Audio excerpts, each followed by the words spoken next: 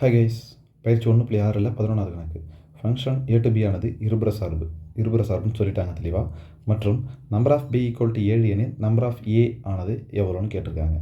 So இருபுற சார்புனா என்ன அப்படின்னு முதல்ல பார்த்துருவோம். ஸோ இதுதான் இருபுற சார்புக்கான கண்டிஷன்ஸ். என்னவாக இருக்குன்னா, ஒரு சார்பு ஒன்றுக்கொன்றான சார்பாகவும் இருக்கணும், அதே சமயம் மேல் சார்பாகவும் இருக்கணும்.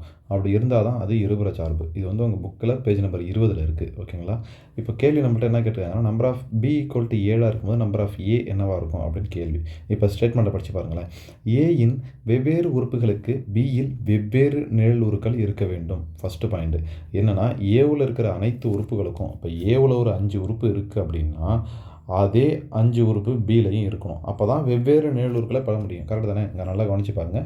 ஏயின் வெவ்வேறு உறுப்புகளுக்கு பியில் வெவ்வேறு நிழலுருக்கள் உள்ளது அப்படின்னா அது ஒன்றுக்கொன்றான சார்பு ஃபஸ்ட்டு.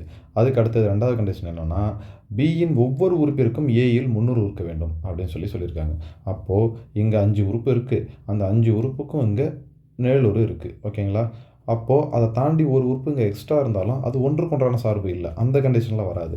அதே சமயம் இங்கே 5 உறுப்பு இருக்குது, இந்த 5க்கும் இங்கே 300 இருந்தாகணும். அப்படி இருந்தால் தான் அது மேல் சார்பு. ஸோ இப்போ இந்த 2 கண்டிஷனையும் சாட்டிஸ்ஃபை பண்ணணும்னா என்னென்னா, இந்த டயக்ராம் பார்த்தா உங்களுக்கு தெரியும். இங்கே பாருங்களேன், இங்கேயும் 3 உறுப்பு தான் இருக்குது, இங்கேயும் 3 உறுப்பு தான் இருக்குது. ஸோ 2 செட்டும் ஈக்குவலாக இருந்தால் தான் ஒன்றுக்கொன்றான சார்பு, மேல் சார்பு 2 கண்டிஷனையும் சாட்டிஸ்ஃபை பண்ணி அது இருபுற சார்பாக மாற முடியும். இப்போ உதாரணத்துக்கு இங்கே இன்னொரு ஒய் இருக்குன்னு வச்சுப்போம். ஒரு உறுப்பு எக்ஸ்ட்ரா இருக்க காரணத்தினால இது ஒன்றுக்கொன்றான சார்பு தான், ஆனால் இது மேல் சார்பு இல்லை. ஏன் மேல் சார்பு இல்லைனா, மேல் சார்போட கண்டிஷன் என்னென்னு பார்த்தீங்கன்னா, பியில் இருக்கிற அனைத்து உறுப்புகளுக்கும் ஏயில் 300 இருக்கும். அதுதான் கண்டிஷன். இப்போ இங்கே ஒய்க்கு இல்லையே, அப்போ இது மேல் சார்பு இல்லை, ஒன்றுக்கொன்றான சார்பு தான். ஒன்றுக்கொன்றான சார்பாக மட்டும்தான் இருக்கும், இருபுற சார்பாக ஆக வாய்ப்பு இல்லை ஃபஸ்ட்டு. இப்போ அதே சமயத்தில் இந்த ஏவில் ஒன்று எக்ஸ்ட்ரா இருக்குன்னு வச்சுப்போங்களேன். இப்போது ஏவில் ஒரு 4 இங்கே இருக்குன்னு வச்சுப்போம்.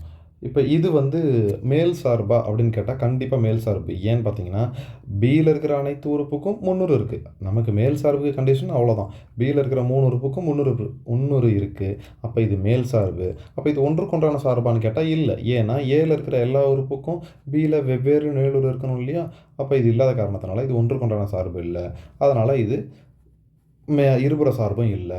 ஓகேங்களா? ஸோ அப்போ ஒரு செட்டு, அதாவது ஒரு சார்பு வந்து இருபுற சார்பாக இருக்கணும் அப்படின்னா அந்த ஏவோட செட்டும் பியோட செட்டும் எப்படி இருக்கணும்னா ஈக்குவலாக இருக்கணும்.